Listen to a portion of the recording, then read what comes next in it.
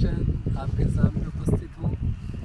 आज हम एक विशेष टॉपिक पर बात करेंगे। टॉपिक का नाम है हठ योग एवं राजयोग के मध्य संबंध। इस विषय पर मैं बात करूँ तो आपको बताना चाहूँगा कि जैसे योग की विभिन्न शाखाएं हैं, जिनमें कर्म योग, भक्ति योग, ज्ञान योग, अष्टांग योग, मंत्र योग, लय योग, बहुत सारी, और एक राजयोग है। तो आपको बताना चाहूँगा कि इन सभी पद्धतियों का लक्ष्य राजयोग ही है। कहने का तात्पर्य है कि राजयोग एक सिद्ध अवस्था है। राजयोग के और भी अन्य नामों के संबंध में बात करूँ तो जैसे इसे जीवन मुक्ति की अवस्था, समाधि की अवस्था, आत्मज्ञान की अवस्था, लय अवस्था आदि नामों से भी जाना जाता है। कहने का तात्पर्य है कि ये एक सिद्ध अवस्था है। सभी साधना पद्धतियों का लक्ष्य राजयोग की प्राप्ति ही है। जैसे हम हठ योग में देखते हैं, वो अष्टांग योग में देखते हैं यम, नियम, आसन, प्राणायाम, प्रत्याहार, धारणा, ध्यान, समाधि। तो ये जो समाधि है वो एक तरह से राजयोग की अवस्था ही है, अर्थात इसे हम राजयोग भी कह सकते हैं। वहीं मैं आपको हठ योग के संबंध में बात करूं तो जैसे इन दोनों के मध्य संबंध में यदि देखा जाए तो हठ योग एक मार्ग है। अन्य पद्धतियों की तरह जैसे कर्मयोग, भक्ति योग, ज्ञान योग की तरह हठ योग भी एक मार्ग है, जो कि मतलब शरीर को साधने पर विशेष रूप से बल देता है। हठ योग के आचार्यों का अनुभव था कि बिना शरीर को साधे बिना आप राजयोग की प्राप्ति नहीं कर सकते।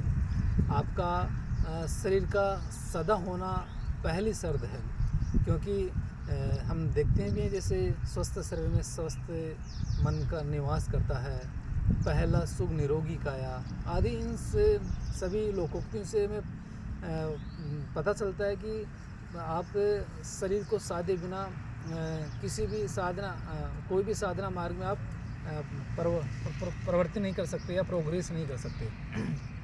तो हठ योग का केवल एक मार्ग है जो कि शरीर को साधने पर बल देता है। शरीर, मन और आत्मा, ये सीढ़ी इस संबंध में पहले भी आपको बता चुका हूँ कि शरीर, जब हमारा शरीर सज जाता है तब हम शरीर से बढ़कर मन के लेवल पर चले जाते हैं, और जब हमारा मन सजने लग जाता है तो हम आत्मिक लेवल पर पहुँच जाते हैं। तो हठ योग एक साधना है, और इन दोनों के मध्य ये संबंध है कि हठ योग राजयोग की प्राप्ति का एक मार्ग है। जैसे हठ प्रतिविद्या ग्रंथ में कहा गया है, स्वात्माराम वहाँ कहते हैं केवलम राजयोगाय हठ विद्या उपदिश्यते, अर्थात मैं केवल हठ योग राजयोग की प्राप्ति के लिए ही इस हठ योग विद्या का उपदेश कर रहा हूँ। अन्य किसी प्रकार की सिद्धियों की प्राप्ति कराना मेरा लक्ष्य नहीं है। स्वात्माराम पुनः कहते हैं जैसे राजयोगम अजानतम केवल हठ कर्मिणा एतान अभ्यास मन्ने प्रयास फलवर्जितानाम, अर्थात जो साधक राजयोग को नहीं जानते हुए जो केवल क्लिष्ट या कठिन हठ प्रक्रियाओं का ही अभ्यास करते हैं, मैं उन योगाभ्यासियों के प्रयास को क्या मानता हूँ? फलहीन मानता हूँ। उनका कहने का तात्पर्य है कि आपको केवल शारीरिक लाभ हो जाएगा हठ योग का अभ्यास करने से, लेकिन हठ योग का अंतिम लक्ष्य आत्मज्ञान की प्राप्ति अवस्था है, वो नहीं हो यदि आपको योग का अंतिम लक्ष्य प्राप्त नहीं है तो वो फिर आपको लक्ष्य प्राप्त नहीं होगा। इसलिए किसी भी साधक को योग का लक्ष्य यही मानकर करना चाहिए कि उसे शरीर से बढ़कर मानसिक लेवल, और मानसिक से लेवल वो आत्मिक लेवल तक जाए, तभी योग का लक्ष्य पूर्ण हो पाएगा।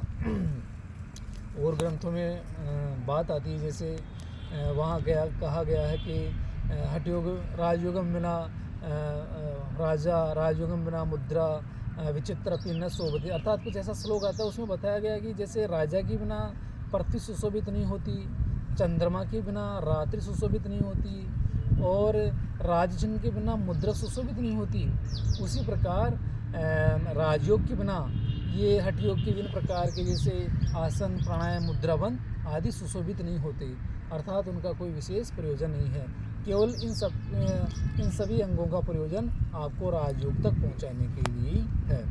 तो मित्रों, मैं समझता हूँ आपको हठ योग और राजयोग के मध्य संबंध आप अच्छी तरह से समझ पाए होंगे, और मेरी ये पुस्तक आपके सामने है, हठ योग दर्शन एवं विज्ञान। इसमें भी आपको हठ योग के संबंध में गहनता से जानने को प्राप्त होगा। यदि पुस्तक बहुत अच्छी है, आपको चाहिए तो आप मुझसे संपर्क कर सकते हैं। धन्यवाद।